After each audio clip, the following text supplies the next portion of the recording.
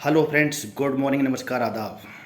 दोस्तों, आज हमारा देश 75वां स्वतंत्रता दिवस मना रहा है।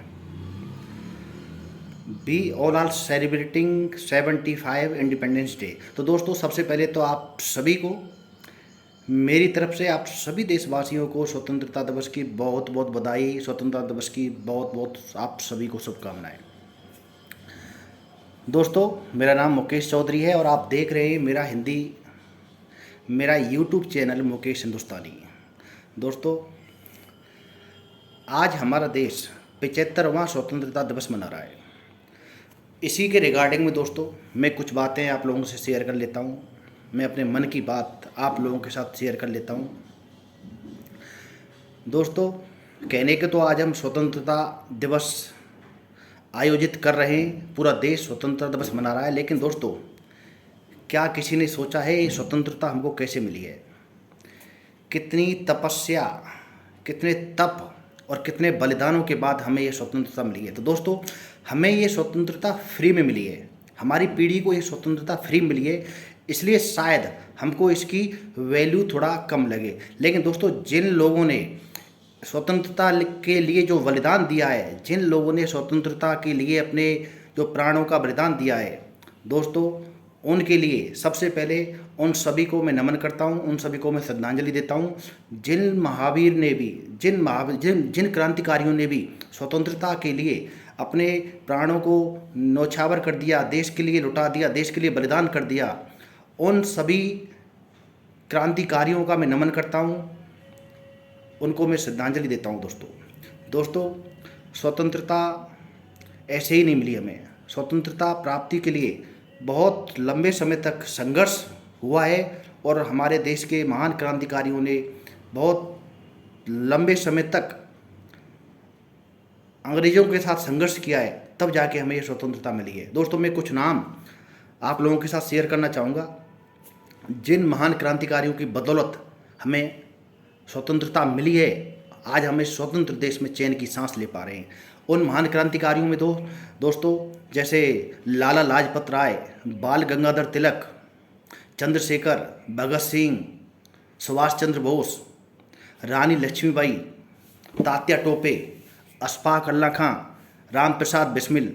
दोस्तों, ऐसे महान और अनेकों क्रांतिकारी हैं जिनकी बदौलत हमें स्वतंत्रता मिली है और आज हम एक स्वतंत्र देश में चैन की सांस ले रहे हैं। दोस्तों, तो सबसे पहले तो उन सभी का नमन, उन सभी को श्रद्धांजलि। दोस्तों, इसके अलावा दोस्तों, मैं उन सभी देश के जवानों को, देश की सेना को, देश की पुलिस को और जितनी भी देश का सशस्त्र बल है, चाहे वो थल सेना है, वायु सेना है और जल सेना है, उन सभी का मैं नमन करता हूँ, जिनकी बदौलत आज हम देश के अंदर चैन की नींद सो पाते हैं, क्योंकि वो सरहद पर हैं तब हम अंदर सुरक्षित हैं और महफूज हैं। दोस्तों, उन सभी का मैं नमन करता हूँ, उन सभी को मैं धन्यवाद बोलता हूँ, उन सभी का मैं शुक्रिया अदा करता हूँ। दोस्तों, देश को आज़ाद हुए 75 साल हो गए। 75वां स्वतंत्रता दिवस आज हम मना रहे हैं। दोस्तों, 75 साल एक बहुत ही लंबा पीरियड होता है, एक बहुत लंबा वक्त होता है। इन 75 सालों में दोस्तों, मैं मेरे विचार आप लोगों के साथ शेयर कर रहा हूँ। हो सकता है आप में से कुछ लोग मेरे विचारों से सहमत हों और हो सकता है कि आप में से कुछ लोग मेरे विचारों से सहमत ना हों। तो दोस्तों, इन 75 सालों के गुजरने के बावजूद भी हमारा देश जिस प्रगति के साथ, जिस रफ्तार के साथ, जिस गति के साथ आगे बढ़ना चाहिए था, उस गति से दोस्तों बढ़ नहीं पाया।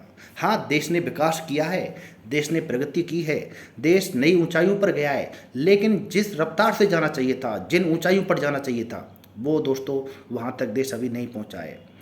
जैसे हमारा पड़ोसी देश चाइना, चीन आज जिस मुकाम पर है दोस्तों, उस मुकाम पर आज हमारे देश को होना चाहिए था, लेकिन वहाँ तक अपन नहीं पहुँच पाए। दोस्तों, हम यही उम्मीद करते हैं कि आने वाले 10 से 20 सालों में हमारा देश नई ऊंचाइयों को छुए, नई बुलंदियों को छुए, विकास की एक रफ्तार पकड़े, ताकि देश में हर नागरिक को, देश में हर पिछड़े नागरिक को विकास की योजनाओं का फ़ायदा हो, हर नागरिक आर्थिक रूप से सशक्त बने, सरकार की सारी योजनाएं गरीब से गरीब लोगों तक पहुँचें, देश में एक खुशहाली का माहौल हो, देश में बेरोजगारों की संख्या में कमी हो, देश में स्वास्थ्य सुविधाएं बढ़ें।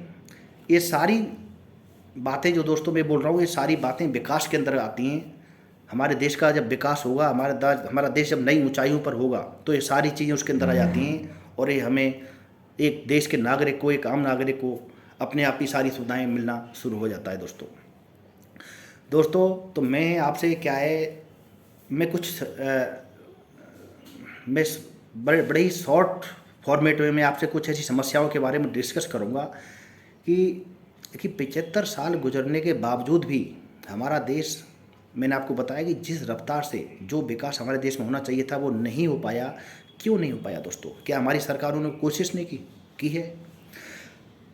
हमारे देश में अब तक जितनी भी तमाम सरकारें जो बनी हैं, उन सभी ने अपने स्तर पर अपनी तरफ से कोशिश की है दोस्तों, लेकिन जिस तरीके से, जिस रफ्तार से उनको कोशिश करनी चाहिए थी, वो कोशिश दोस्तों वो नहीं कर पाए। अब हम सब उम्मीद करते हैं दोस्तों कि हमारा देश आने वाले समय में एक विकास की नई ऊंचाइयों को छुएगा। जो हम सभी को उम्मीद है, एक देश के हर नागरिक को, देश के हर आम नागरिक को यही उम्मीद है कि विकास की सारी योजनाओं का लाभ उस तक पहुँचे दोस्तों। हमारा देश 75 साल होने के बावजूद भी हमारे देश में कुछ समस्याएं ऐसी हैं जो हर गांव तक, हर समाज में व्याप्त हैं और उन समस्याओं ने अपनी जड़ें बिल्कुल ऐसी मजबूत कर ली हैं देश में कि उन समस्याओं ने देश को शर्मसार किया है। हमेशा से ही हमारे देश को शर्मसार किया है, हमारे देश को झुकाया है दोस्तों। मैं ऐसी कुछ समस्याओं के बारे में आप लोगों से डिस्कस करना चाहूँगा और मैं उम्मीद करता हूँ कि ये समस्याएं आने वाले समय में हमारे देश से बिल्कुल गायब हो जाएं दोस्तों, बिल्कुल ख़त्म हो जाएं, ताकि हमारे देश में एक सामाजिक सौहार्द का वातावरण बने, हमारे देश में चारों तरफ खुशहाली आए, लोग एक दूसरे का सम्मान करें, एक दूसरे की इज्जत करें, एक दूसरे के भावनाओं का सम्मान करें दोस्तों। मैं कुछ समस्याओं के बारे में बताऊंगा आपको दोस्तों। हमारे देश में 75 साल गुजरने के बावजूद भी जातिवाद हर गांव में विद्यमान है दोस्तों। हर गांव में ये समस्या बनी हुई है जातिवाद की। धर्मवाद की वजह से दोस्तों हमारे देश को न जाने कितनी बार शर्मसार होना पड़ता है। धर्म की वजह से आपने भी सुना होगा, कहीं ना कहीं छोटी मोटी हरकतें होती रहती हैं दोस्तों, जो एक इसमें सांप्रदायिक दंगे का एक रूप ले लेती है दोस्तों। 75 साल गुजरने के बावजूद भी दोस्तों ये घटनाएं होती हैं तो बड़ा ही बुरा लगता है और बड़ा ही अफसोस होता है कि देश को आज विकसित होना चाहिए था, विकसित देशों की श्रेणी में आना चाहिए था, लेकिन आज हम विकासशील देशों की श्रेणी में। वो इसी वजह से है दोस्तों कि हमारे देश में जातिवाद, धर्मवाद, ऐसी कुछ समस्याएं हमारे देश में अभी भी हैं, जिनकी वजह से हमारा देश पिछड़ा हुआ है और हमारे देश को कई बार बहुत ही नुकसान इन समस्याओं की वजह से उठाना पड़ता है दोस्तों। हमारे देश में बेरोजगारी अभी भी एक ऐसी समस्या बनी हुई है कि अभी वर्तमान समय की बात करें तो दोस्तों सबसे बड़ी समस्या यदि देश में है तो वो है बेरोजगारी दोस्तों। इस बेरोजगारी की वजह से ही देश में करोड़ों लोग बेरोजगार हैं, जिनके पास नौकरी नहीं है, जॉब नहीं है, रोजगार नहीं है। और बेरोजगारी की वजह से ही दोस्तों हमारे देश में गरीबी की संख्या बढ़ती जा रही है, गरीबी का स्तर है वो बढ़ता जा रहा है दोस्तों। और उस गरीबी की वजह से ही दोस्तों देश में कुपोषण की समस्या बढ़ती जा रही है। तो दोस्तों एक बेरोजगारी की समस्या से ही हमारे देश में नए नए कितनी समस्याएं हो गई हैं, जिनका समाधान हम उम्मीद करते हैं कि आने वाले समय में जल्द हो और हमारे देश से बेरोजगारी खत्म हो। जब बेरोजगारी दोस्तों हमारे देश से ख़त्म हो जाएगी तो सारी समस्याएं अपने आप ही सॉल्व हो जाएंगी दोस्तों। मैं कुछ और बातें आपसे डिस्कस करना चाहूँगा कि जैसे मैंने दोस्तों जैसे आपको बताया भी, एक धर्मवाद की समस्या दोस्तों हर गांव हर समाज में है। आप किसी से भी पूछिए, मैं एक बात आप सभी से शेयर करता हूँ। आप किसी से एक बात पूछना कि भाई, आप किसी से पूछना कि आप क्या हो, किसी से उसका परिचय पूछना आप। वो या तो ये बोलेगा कि मैं मीणा हूँ, या ये बोलेगा कि मैं जाट हूँ, या मैं ये बोलेगा कि मैं राजपूत हूँ, या ये बोलेगा कि मैं हिंदू, या मैं ये बोलेगा कि मुसलमान हूँ। लेकिन दोस्तों कोई भी ये ऐसा नहीं बोलता कि मैं एक इंसान हूँ, कोई ऐसा नहीं बोलता कि मैं एक इंडियन हूँ, मैं एक भारतीय हूँ। एक यही समस्या है हमारे देश की जिस दिन दोस्तों ये समस्या हट जाएगी, जिस दिन एक दोस्तों ये समस्या ख़त्म हो जाएगी, हमारा देश उस रफ्तार से आगे बढ़ेगा कि सारे दुनिया के देश देखते रह जाएंगे और हमारा देश एक नई ऊंचाई तक पहुंच जाएगा। दोस्तों, हमारे देश में ये जो धर्मवाद की समस्या है, इसके रिगार्डिंग में मैं कुछ लाने आपसे शेयर करना चाहूँगा। दोस्तों, हिंदू धर्म से नफरत करना ये कुरान नहीं कहता, और भारत की मस्जिदें तोड़ो ये श्री राम नहीं कहते। दोस्तों, रोटी का कोई धर्म नहीं होता और पानी की कोई जात नहीं होती। दोस्तों मैं बहुत बड़ी बात बोल रहा हूँ, रोटी का कोई धर्म नहीं होता और पानी की कोई जात नहीं होती। दोस्तों, जहाँ इंसानियत जिंदा है दोस्तों, वहाँ मजहब की कोई बात नहीं होती। दोस्तों, वहाँ मजहब की तो कोई बात नहीं होती। हमारे देश में आपने सुना होगा, न्यूज़ चैनल के माध्यम से बहुत सारे लोग हैं, बहुत सारे पॉलिटिशियन हैं, बहुत सारे लोग हैं, ये बोलते रहते हैं कि हम हिंदू खतरे में, हम मुसलमान खतरे में, हम ये खतरे में, सिख ईसाई खतरे में। दोस्तों, मैं एक बात शेयर करना चाहूँगा आपसे, मैं एक बात कहना चाहूँगा आपसे दोस्तों, कि धर्म का चश्मा उतार कर देखो यारो, धर्म का चश्मा उतार कर देखो यारो, तो पता चलेगा कि कुछ पॉलिटिशियन की वजह से हमारा हिंदुस्तान खतरे में। दोस्तों, ये कुछ ज़्यादा पॉलिटिशियन नहीं है, बस कुछ एक पॉलिटिशियन हैं जो हर समय सिर्फ धर्म की बातें करते हैं, बाकी का विकास की बातें तो उनके मुंह पर आती नहीं। दोस्तों बस यही कुछ कहना चाह रहा था मैं। दोस्तों, कुछ अपने देश की समस्याओं के बारे में, कुछ धर्मवाद, जातिवाद, बेरोजगारी, अशिक्षा, गरीबी, पॉल्यूशन, जलवायु परिवर्तन, क्लाइमेट चेंज। दोस्तों, हमारा देश आज वर्तमान समय में हमारा देश एक बहुत ही नाजुक दौर से गुजर रहा है। दोस्तों, आने वाले 20 से 25 साल बहुत ही इम्पोर्टेंट है हमारे देश के लिए, जो ये तय करेंगे कि हमारा देश कितनी ऊंचाइयों तक जाएगा या नहीं जाएगा, कितना विकास कर पाएगा या नहीं कर पाएगा। आने वाले 20 से 25 साल बहुत ही इम्पोर्टेंट है। दोस्तों आज स्वतंत्रता दिवस है, आप सभी को बधाई, आप सभी को शुभकामनाएं। एक बात मैं आपसे शेयर करना जरूर चाहूँगा आज स्वतंत्रता दिवस के मौके पर।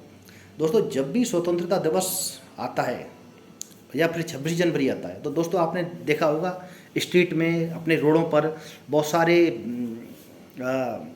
मजदूर लोग होते हैं, बेचारे गरीब लोग होते हैं, जो फ्लैग वगैरह झंडा बेचते हैं, गाड़ियों में लगा देते हैं, बहुत से कुछ घर खरीद के लाते हैं। बहुत सारे लोग होते हैं जो झंडा अपने देश का जो फ्लैग है उसको बेचते हैं, सेल करते हैं। दोस्तों हम क्या करते हैं, सभी आम नागरिक क्या करते हैं, 15 अगस्त और 26 जनवरी के दिन तो हम वो झंडा खरीद लेते हैं और उसको बड़े शान शौकत से उस दिन लगा भी लेते हैं। लेकिन दोस्तों, आप एक दिन बाद देखना, एक दिन बाद आप नोटिस करना, वही फ्लैग्स, हमारे देश के वही फ्लैग्स सड़कों पर बिखरे पड़े रहते हैं, सड़कों पर बिखरे हुए पड़े मिलेंगे आपको वही फ्लैग्स। दोस्तों, यही गलत बात है। देश का झंडा एक गौरव की बात होती है दोस्तों, एक सम्मान की बात होती है, एक इज्जत की बात होती है। दोस्तों, यदि आप वो फ्लैग खरीद रहे हो उनसे, यदि आप वो झंडा उनसे खरीद रहे हो, कहीं लगा रहे हो, तो दोस्तों उसको लगा के ही रखो। यदि आप उसको उतार रहे हो तो उसको बड़े संभाल के अपने घर में रखो, अपनी अलमारी में रखो। दोस्तों ऐसे रोडों पर मत डालो। ये रोडों पर अपने देश के फ्लैग्स पड़े रहते हैं तो दोस्तों बड़ा ही एक गलत मैसेज जाता है हमारे देश के विरोधियों को, हमारे देश के आतंकवादियों को और उग्रवादियों को, कि इस देश के लोग वो इस बात को करते हैं, इस बात को नोटिस करते हैं कि इस देश के लोगों को देखिए कि उसके देश का झंडा, उसके देश का फ्लैग सड़कों पर पड़ा हुआ है, लोगों के पैरों के तले नीचे आ रहा है। दोस्तों, ये एक गलत मैसेज है, इसको आप समझने की कोशिश करिएगा दोस्तों, क्योंकि फ्लैग, झंडा हमेशा ऊपर रहता है दोस्तों, पैरों के नीचे नहीं रहता है दोस्तों। ये हमारे सम्मान का प्रतीक है, हमारे देश की गौरव का प्रतीक है दोस्तों। तो दोस्तों बस वीडियो को ज़्यादा आगे ना करते हुए दोस्तों मैं यहीं अपने शब्दों को विराम देता हूं और आपसे आज्ञा लेता हूं। हंसते रहिए, मुस्कुराते रहिए, एक दूसरे की इज्जत कीजिए दोस्तों, एक दूसरे की भावनाओं का सम्मान कीजिए। जय हिंद, वंदे मातरम।